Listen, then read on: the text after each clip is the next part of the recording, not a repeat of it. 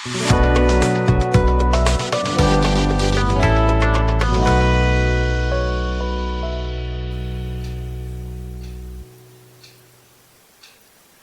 అండి, నమస్తే. నేను శ్రీలత.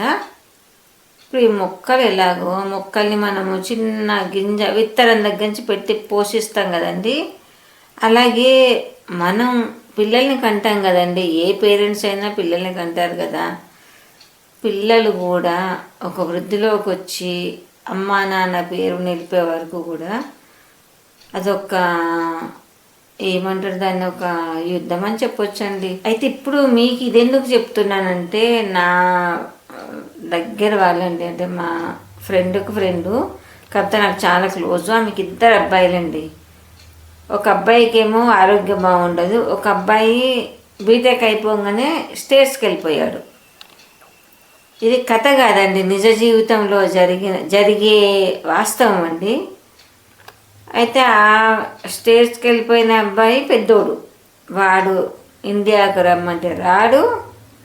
ఈ చిన్న అబ్బాయి ఇంటర్ సెకండ్ ఇయర్ అయిపోయిన తర్వాత ఏదో ప్రాబ్లం వచ్చిందండి, హెల్త్ ప్రాబ్లం.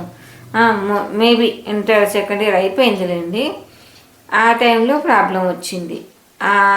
ఈ అబ్బాయిని పట్టుకొని వీళ్ళు హాస్పిటళ్ళు, వాస్తవానికి కోట్లు సంపాదించారండి. వాళ్ళ నాన్నగారు 0 నుంచి కోట్లు సంపాదించారు. అంటే కొంచెము పూర్వీకుల ఆస్తి ఉంటే దాన్ని అమ్మి డెవలప్ చేసుకొని కోట్లు సంపాదించాడండి. దాదాపు ఒక 15 ఇయర్స్ ఒక ఫైట్ లాగా చేసి దాన్ని డెవలప్ చేసుకొని ఇప్పుడు ప్రజెంట్ కోట్లకు ఉన్నాడు. కానీ 2 ఇయర్స్ నుంచి ఎంత 2 కాదండి 2.5 ఇయర్స్ నుంచి ఎంత ఇబ్బంది పడుతున్నాడంటే, పెద్దవాడ స్టేజ్కి వెళ్ళి ఎంఎస్ కొరకు వెళ్ళి వాడు అక్కడి నుంచి రాడు. ఫోన్లో మాట్లాడతాడంట. వస్తావా నాన్న అంటే వస్తా అంటాడట. అది ఎప్పుడు అని వీళ్ళు అడిగేసరికి ఫోన్ కట్ చేస్తారట. ఈ దగ్గరున్న చిన్న అబ్బాయికి ఏమో హెల్త్ బాగుండదు. అసలు ఆ పేరెంట్స్ ఒక టైంలో చుట్టాలని కానీ, మన వాళ్ళని కానీ, అయిన వాళ్ళని కానీ ఎవరిని కాదనకుండా పిల్లలు ఉన్నారు, సంపాదించాలి అని బిజినెస్ పరంగా ఎవరిని కాదనుకొని ఏకదాటిగా ఒక 15 ఇయర్స్ బిజినెస్ మీద చాలా అంటే చాలా డెడికేట్ అయ్యి వాళ్ళు బిజినెస్ చేశారండి.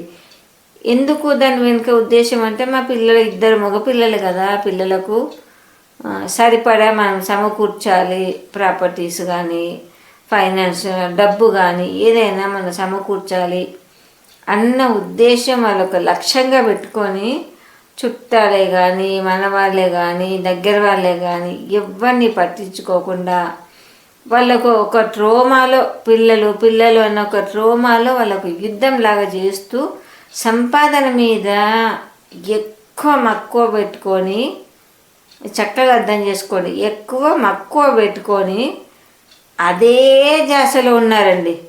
అంతే తప్ప పిల్లలు ఏ దారిలో వెళ్తున్నారు, ఏమవుతున్నారు, రేపేంటి పిల్లల ఫ్యూచర్, రేపేంటి అని వాళ్ళు ఈ మార్గంగా ఆలోచించలేదు. మేము ఫుల్ఫిల్గా సంపాదించాలి, మా పిల్లలు మంచి సెటిల్ కావాలి, అదొక్కటే ఉంది వాళ్ళ ముందర ధ్యేయం.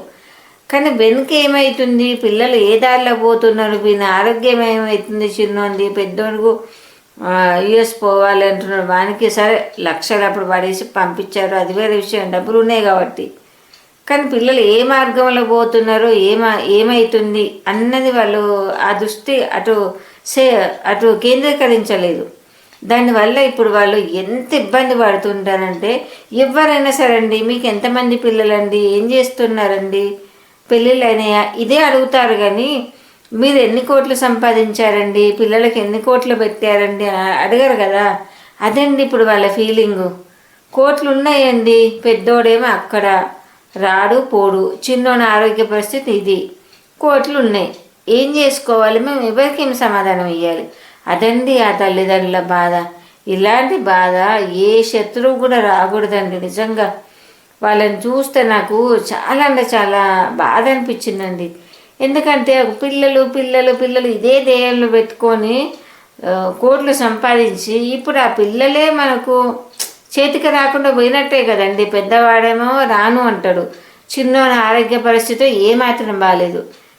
ఎవరి కొరకండి? వాళ్ళు 15 ఏళ్ళ నుంచి వాళ్ళు కొట్లాడి సంపాదించినంత ఎవరి కొరకండి? ఏదైనా పిల్లల కొరకే కదండి. ఆ పిల్లలు ఎవరు అడిగినా ముందు పిల్లలు ఏం చేస్తున్నారు అక్కడ వాళ్ళు ఫీల్ అయ్యి ఏ ఫంక్షన్లకు ఎక్కడికి వెళ్ళడం కూడా మానేస్తున్నారటండి ఈ మధ్య. నాకు అది చాలా అంటే చాలా బాధ అనిపించిందండి. అంటే ఇది మీకెందుకు చెప్తున్నానంటే, మనం ఎప్పుడు కూడా సంపాదన మీద దృష్టి కాకుండా కొంచెం పిల్లలు ఏం చేస్తున్నారు, పిల్లలు ఏ దారిలో పోతున్నారు అటువైపు కూడా మన దృష్టి అనేది అటెంతో ఇటంత సమంగా పెట్టి మేనేజ్ చేసుకోవాలండి. అప్పుడేనండి మన సంపాదించిన సంపాదనకు ఒక విలువ గౌరవం అనేది దక్కుతుందండి. ఇది ఒక పేరెంట్స్కి నేను చెప్పే ఒక చిన్న మెసేజ్ అండి, అంటే నాకు తెలిసినంతలో. ఓకే అండి, బాయ్.